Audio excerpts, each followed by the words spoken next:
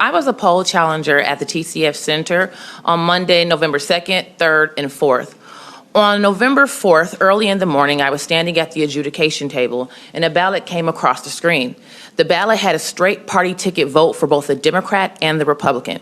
It was a filled-in circle, which is an intentional mark. It's not a dash, it's not a dot. When the ballot came across the screen, there was no other marks. None of the judges and none of the other ballot proposals had been voted on. The poll worker then said, I think I'm going to give it to the Democrats. That's absolutely absurd. That is illegal. The vote should have been tossed out. At that moment, I said, absolutely not. I'm going to challenge this. So I go get her supervisor. And then her supervisor defers to her and says, well, what do you think? And I'm like, well, what do you think? It doesn't matter what you think. It's the law. Our feelings, our emotions, our thoughts are totally irrelevant. You follow the law. And that ballot is to be tossed out. But she wanted to give it to the Democrats. So then I go get the gentleman who was overseeing the entire absentee ballot counting process while Daniel Baxter was gone. So this gentleman's name I do not know. I go get him. He's overseeing the entire process while Daniel Baxter is gone. I ask him.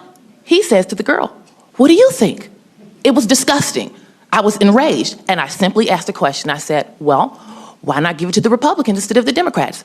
The gentleman began screaming at me, began yelling at me, began telling me that I had no right to talk to her, and he told her to push the ballot through.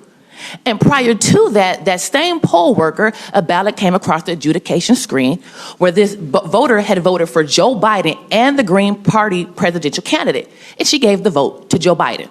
I also saw the ballots show up in the middle of the night. Also, I inquired about the tabulation numbers from the tabulation machine between shift changes. I was denied that information. We saw a lot of irregular things. This is not an anomaly. Just because all of us have different accounts of what we saw, that doesn't make them invalid. And to expect Secretary Benson to actually do something about it is foolhardy.